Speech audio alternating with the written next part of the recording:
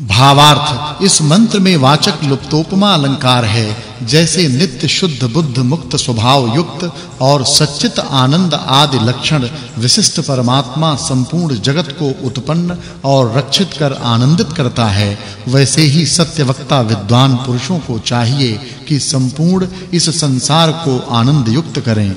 इस सूक्त में अग्नि और विद्वानों के गुणों का वर्णन होने से इस सूक्त के अर्थ की पूर्व सूक्तार्थ के साथ संगति जाननी चाहिए। यह 25वां सूक्त और 25वां वर्ग समाप्त हुआ। अब 9 ऋचा वाले 26वें सूक्त का प्रारंभ है। उसके प्रथम मंत्र में अग्नि आदि से विद्वान क्या सिद्ध करें, इस विषय को कहते हैं। भावार्थ इस मंत्र में वाचक् लुप्तोपमा अलंकार है। जैसे मनुष्य अग्नि के गुण कर्म स्वभावों का निश्चय करके कार्यों को सिद्ध करते हैं, वैसे ही पृथ्वी आदि पदार्थों के गुण कर्म स्वभावों के निश्चय और उपकार से कार्यों को सिद्ध करो।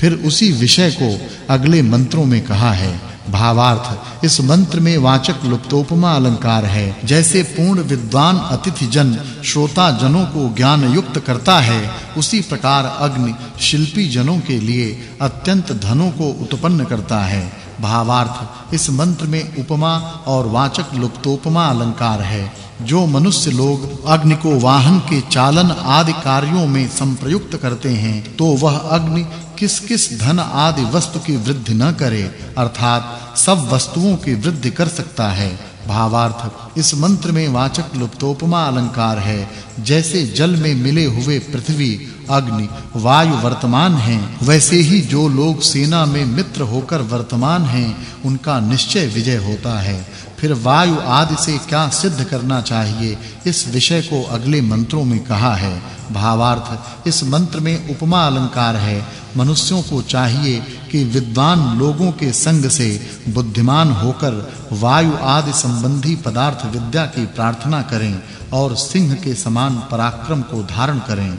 भावार्थ इस मंत्र में वाचक् लुप्तोपमा अलंकार है। जो मनुष्य अग्नि वायु आदि पदार्थों से कार्यों के समूह को साधते हैं, वे विद्वान कहलाते हैं। फिर मनुष्यों को विद्युत के तुल्य वर्तना चाहिए, इस विषय को अगले मंत्रों में कहा है।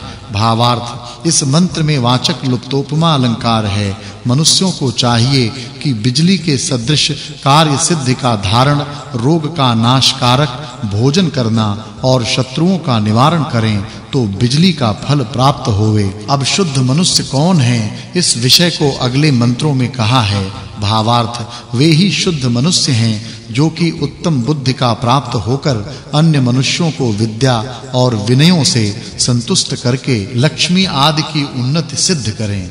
भावार्थ इस मंत्र में वाचक् लुप्तोपमा अलंकार है। जो पूर्ण विद्वान अति सूक्ष्म बुद्धि युक्त पृथ्वी के सदृश क्षमाशील सूर्य के सदृश अंतःकरण से शुद्ध विद्वान मनुष्यों में पिता के सदृश वर्ताव रखें, उसी की सब लोग अपने आत्मा के तुल्य सेवा करें। इस सूक्त में विद्वान अग्नि और वायु के गुणों का वर्णन होने से इस सूक्त में कहे अर्थ की पूर्व सूक्तार्थ के साथ संगति जाननी चाहिए। यह 26वां सूक्त और 27वां वर्ग समाप्त हुआ। अब 15 ऋचा वाले 27वें सूक्त का प्रारंभ है। उसके प्रथम मंत्र से विद्वानों को क्या करना चाहिए, इस विषय को कहते हैं। भावार्थ जैसे दिन में पदार्थ सूखते और रात्रि में गीले होते हैं, उसी प्रकार जो अपने पदार्थ हैं वे औरों के और जो औरों के हैं वे अपने हैं। इस प्रकार सुख की इच्छा से विद्वानों का संग करना चाहिए। फिर अग्नि से क्या सिद्ध होता है, इस विषय को अगले मंत्र में कहा है। भावार्थ इस मंत्र में वाचक् लुप्तोपमा अलंकार है। जैसे किसी पदार्थ के जोड़ने आदि व्यवहार की सिद्धि के लिए अग्नि मुख्योपकारी है, वैसे ही धर्म, अर्थ, काम और विद्या की प्राप्ति के लिए विद्वान जन मुख्य हैं, ऐसा जानना चाहिए। विद्वानों का संग सबको करना चाहिए, इस विषय को अगले मंत्रों में कहा है। भावार्थ इस मंत्र में वाचक् लुप्तोपमा अलंकार है। मोक्ष आदि की जिज्ञासा कारक पुरुषों को चाहिए कि विद्वान पुरुषों की ऐसे प्रार्थना करें कि जिस प्रकार हम लोग उत्तम नियमों को प्राप्त होकर द्वेष आदि दुष्ट व्यसनों के पार जाएं, ऐसी हम लोगों के ऊपर कृपा करिए। भावार्थ इस मंत्र में वाचक् लुप्तोपमा अलंकार है। जैसे इस संसार में अग्नि रूप पदार्थ ही संपूर्ण पदार्थों से श्रेष्ठ है, इसलिए इस अग्नि विषयिणी विद्या की प्रार्थना करनी योग्य है, वैसे ही विद्वान लोग संपूर्ण मनुष्यों में श्रेष्ठ और उनकी विद्या प्राप्ति के लिए प्रार्थना करनी चाहिए।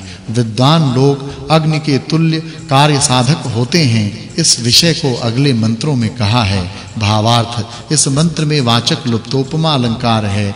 जैसे साधन और उपसाधनों से उपकार में लाया गया अग्नि कार्यों को सिद्ध करता है, वैसे ही सेवा से संतुष्टता को प्राप्त किए विद्वान लोग विद्या आदि की सिद्धि को संपादन करते हैं। फिर मनुष्य क्या करें, इस विषय को अगले मंत्रों में कहा है। भावार्थ हे मनुष्यों, जैसे बुद्धि और कर्म में चतुर पुरुष उत्तम व्यवहारों को सिद्ध करते हैं, वैसे ही धर्म आदि को जानने की इच्छा युक्त पुरुष विद्वान जन को प्रसन्न करके उत्तम गुणों को ग्रहण करें। फिर विद्यार्थी क्या करें, इस विषय को अगले मंत्र में कहा है। भावार्थ हे विद्यार्थी जनों, जो अध्यापक पुरुष आप लोगों के लिए कपट त्याग के विद्या आदि उत्तम गुणों को देकर उत्तम शिक्षा देवे, उसकी आप लोग भी अपने आत्मा के तुल्य सेवा करो। फिर विद्वानों से भिन्न जन क्या करें, इस विषय को अगले मंत्र में कहा है। भावार्थ हे मनुष्यों, जैसे अग्निहोत्र आदि क्रिया स्वरूप यज्ञों में मुख्य भाव से अग्नि का आश्रय किया जाता है, वैसे ही विद्या विनय और उत्तम शिक्षा के व्यवहारों में विद्वान का आश्रय करना चाहिए। फिर विद्वान लोग क्या करें, इस विषय को अगले मंत्रों में कहा है। भावार्थ जैसे पति अपनी स्त्री में गर्भ को धारण करके श्रेष्ठ संतानों को उत्पन्न करता है, वैसे ही विद्वान लोग मनुष्यों की बुद्धि में विद्या संबंधी गर्भ की स्थिति करके उत्तम व्यवहारों को उत्पन्न करें। भावार्थ जैसे विद्यार्थी जन अध्यापक लोगों की इच्छा के अनुसार कर्मों को कर प्रसन्न रखते हैं, वैसे ही अध्यापक लोग विद्यार्थी की इच्छा के अनुकूल उत्तम गुणों को देकर प्रसन्न करें। भावार्थ जिस समय विद्वान पुरुषों का संग होवे, उस समय उत्तम विज्ञान ही की प्रश्न उत्तरों से याचना करनी चाहिए, इससे अधिक लाभ और न समझना चाहिए। भावार्थ इस मंत्र में वाचक् लुप्तोपमा अलंकार है। जैसे यज्ञ में अग्नि प्रकाशमान होकर शोभित होता है, वैसे ही विद्या के प्रकाशकर्ता व्यवहार में विद्वान जन प्रकाशित होते हैं। भावार्थ इस मंत्र में वाचक् लुप्तोपमा अलंकार है।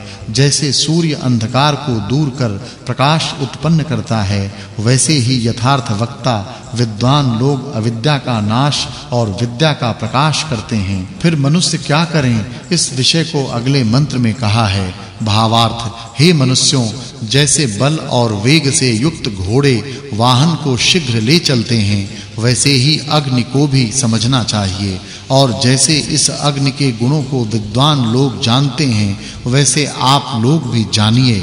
फिर पढ़ने पढ़ाने के विषय को